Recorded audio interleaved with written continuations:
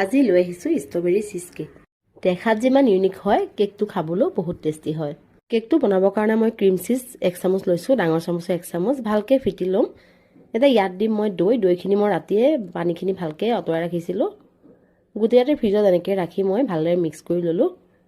ভালকৈ দৈখিনি মিক্স হোৱাৰ পাছত তাত দিছোঁ কৰ্ণফ্ল'ৰ 1 চামুচ আৰু 1 চামুচ চেনি গুড়া। এডাল হেণ্ড মিক্সৰ সহায়ত মই গোটেই বেটাৰখিনি ভালদৰে মিক্স কৰি এতিয়া মই কাগজৰ মোল্ডত ভৰাই দিছোঁ। ভালদৰে ছেট হ'ব দি অলপ সময়ৰ কাৰণে প্ৰিহিটেড অভেনত মই 10 মিনিটৰ কাৰণে বেক কৰি ল'ম। যদি আপোনালোকে অভেনত নিদিয়ে তেতিয়াহ'লে ভাপত দিলেও হ'ব। এতিয়া যিহেতু হৈ গৈছে মই ফ্ৰিজত 1 ঘণ্টামানৰ কাৰণে ছেট হ'বৰ কাৰণে ৰাখি দিছোঁ। এতিয়া যিহেতু ভালদৰে হৈ গৈছে কাগজৰ মোল্ডকেইটাৰ পৰা মই আঁতৰাই লৈছোঁ আৰু অলপমান ইয়াত ফিলিং দিম। ষ্ট্ৰবেৰী ক্ৰাছ অলপ ফিটি মই এটা পাইপিং মেৰৰ সহায়ত ইয়াত ফিল কৰি দিম। ওপৰৰ ষ্টাফিংটো আপোনালোকে নিজৰ মতে দিব পাৰে, ডেক'ৰেশ্যনটো নিজৰ মতে দিব। এতিয়া মই অলপ ডেক'ৰেশ্যন কৰি আপোনালোকক দেখাই দিলোঁ, কেনেকুৱা লাগিলে ক'ব। ভিডিঅ'টো যদি ভাল লাগিছে লাইক কৰিব, কমেণ্ট কৰিব আৰু শ্বেয়াৰ কৰিবলৈ নাপাহৰিব।